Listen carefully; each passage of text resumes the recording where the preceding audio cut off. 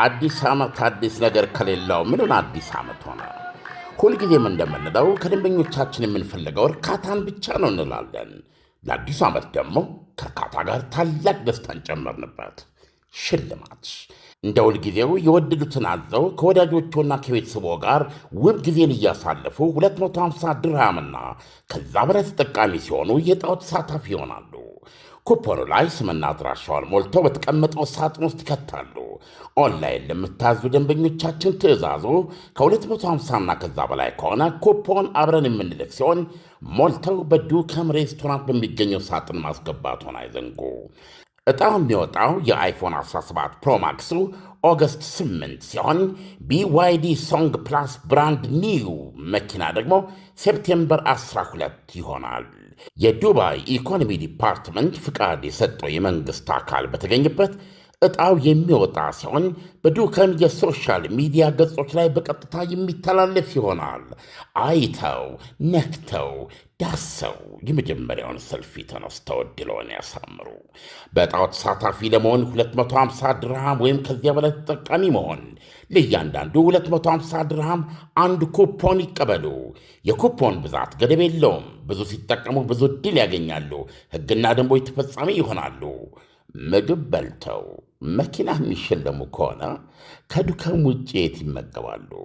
ለሁሉም ውድ ደንበኞቻችን መልካም ዕድል እንመኛለን። ዱካም ዱባይ። ጤና ይስጥልን አድማጮች፣ ይህ አዋዜ ልዩ ላልሰማችሁ ነው። ከመረጃዎቹ ጋር አብርሃም መኳንንት ነኝ። ዩክሬን ሩሲያ ውስጥ የትኛውንም ቦታ መምታት እንደምትችል እያሳየች ነው ተባለ። በዚህም ሞስኮ ውስጥ ደህንነቱ የተጠበቀ ስፍራ የለም ተብሏል። የኢራኑ ፕሬዝዳንት ማሱድ ፔዜሽኪያን የካሜኒ ደም የኢራንን ሕዝብ ይበልጥ አንድነቱ እንዲጠብቅና ጠንካራ እንዳደረገው ገልጸዋል። ሀገራቸው ለማንኛውም አይነት ጉልበተኛ እንደማትበገርም በይፋ ተናግረዋል። ሁሉንም ጉዳዮች በዝርዝር እናስደምጣችኋለን። አብራችሁን ቆዩም።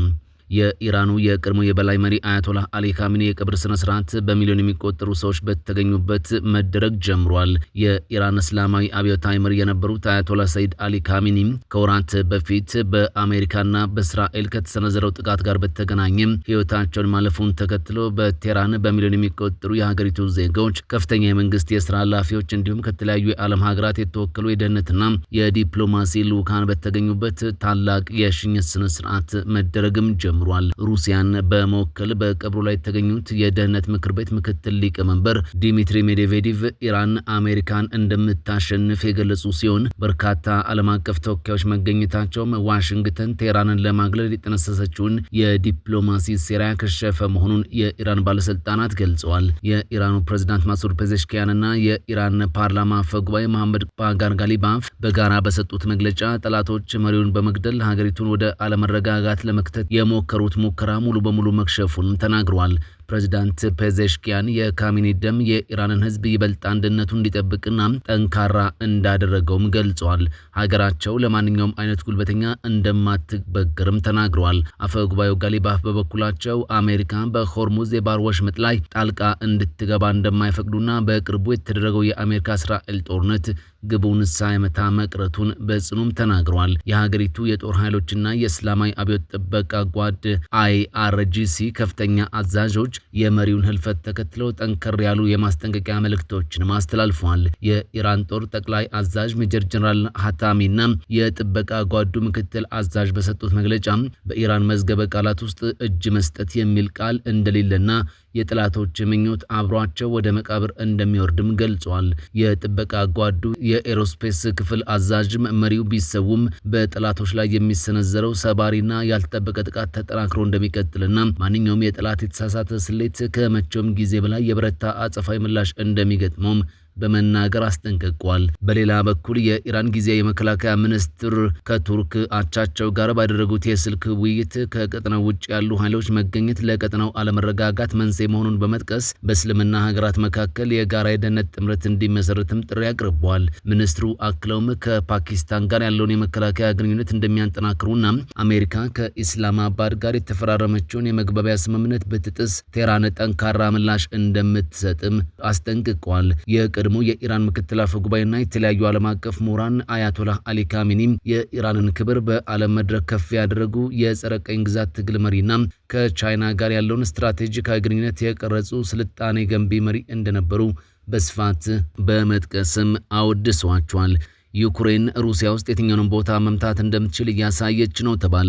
የዩክሬን ጦር በሩሲያ ግዛት ውስጥ የፈለገውን ማንኛውንም ኢላማ ማጋየትና ማውደም እንደሚችል እያሳየ ይገኛልም ተብሏል። በሩሲያ ውስጥ የሚገኙ የነዳጅ ማጣሪያዎች፣ የሩሲያ የጦር መሳሪያ ፋብሪካዎች፣ ወታደራዊ ትራንስፖርት ስምሪቶችና የቦምብ ጣይ አውሮፕላኖች በተደጋጋሚ ጥቃት እየተፈጸመባቸው በመቃጠላቸው ምክንያት አሁን ላይ በሩሲያ ውስጥ ደህንነቱ የተጠበቀ ቦታ ማግኘት ከባድ እየሆነ መጥቷልም ተብሏል። በነዳጅ ማጣሪያዎች ላይ በተሰነዘሩ ተደጋጋሚ ጥቃቶች ምክንያት ሩሲያ የነዳጅ እጥረት አጋጥሟታል። አንዱ ጥቃት በሞስኮ ነዋሪዎች ላይ ከፍተኛ ፍርሃት የፈጠረ ሲሆን በፍንዳታው ሳቢያም ጥቁር ዝናብ ጭምር እንዲጥልም ሆኗል። የዩክሬኑ ፕሬዝዳንት ቮሎዲሚር ዜሌንስኪ እንደገለጹት ሩሲያ አብዛኛውን የአየር መከላከያ መሳሪያዎቿን እንደ ሞስኮ መሃል ከተማና የፕሬዝዳንቱ መኖሪያ ቤት ያሉ ቁልፍ ቦታዎችን ለመጠበቅ ስትል ስላዘዋወረች ሌሎች አካባቢዎች ለጥቃት ተጋላጭም ሆኗል። የሩሲያው ፕሬዝዳንት ቭላዲሚር ፑቲን ከጥቃቶቹ ጋር በተያያዘ ችግሮችና የተወሰኑ እጥረቶች መኖራቸውን ቢናገሩም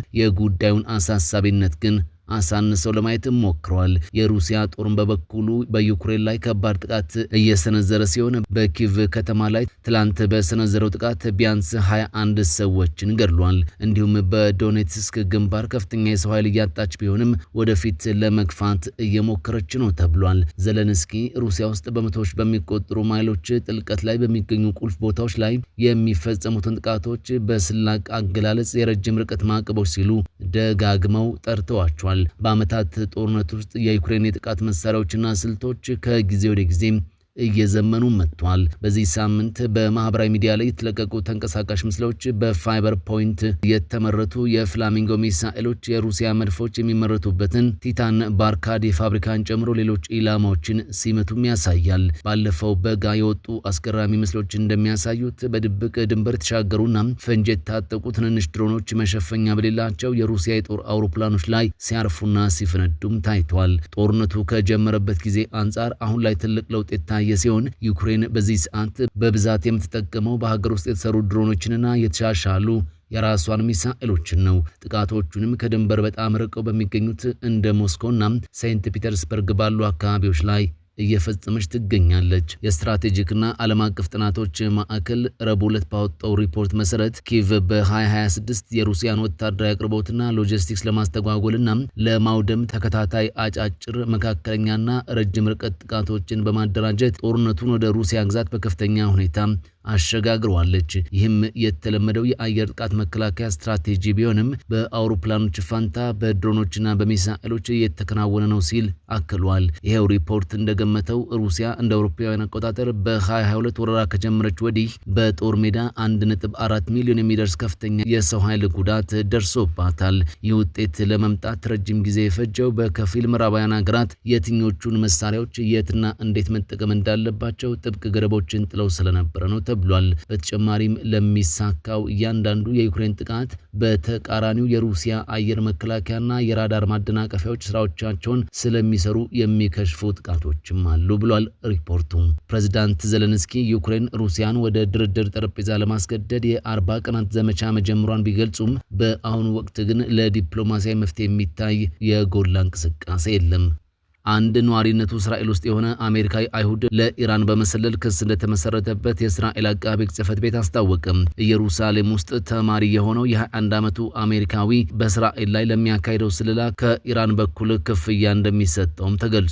የእስራኤል መገናኛ ብዙሃን እንደዘገቡት ግለሰቡ ከኢራን የስለላ ወኪሎች ጋር ግንኙነት የጀመረው በህዳር 2025 ቤተሰቦቹን ለመጠየቅ ወደ አሜሪካ በሄደበት ጊዜ በቴሌግራም ላይ ለወጣ የስራ ማስታወቂያ ምላሽ ከሰጠ በኋላ ነው። ከአንድ ወር በኋላም ወጣቱ ወደ እስራኤል ሲመለስ የኢራን የስለላ ተቋምን የወከለ ሰው በቴሌግራም መልእክት በማስተላለፍ ፎቶዎችን እንዲያነሳና ቪዲዮዎችን እንዲቀርጽለት ትዕዛዝ እንደተሰጠው በቀረበበት ክስ ላይ ተመልክቷል። በተጨማሪም የተለያዩ ቦታዎችን ቪዲዮ መቅረጹንና የታዘዘውን መፈጸሙን የሚገልጽ መልእክት ማስተላለፉ የተገለጸ ሲሆን ለዚህ ስራውም በመቶዎች የሚቆጠር ዶላር እንደተከፈለውም አቃቢ ሕግ ገልጿል። እስራኤል ባለፉት ዓመታት በርካታ የስለላ ድርጊቶች ያጋጠሟት ሲሆን አሁን የተከሰሰው ወጣት በዚህ ድርጊት የተያዘ የመጀመሪያው አሜሪካዊ ነው ተብሏል።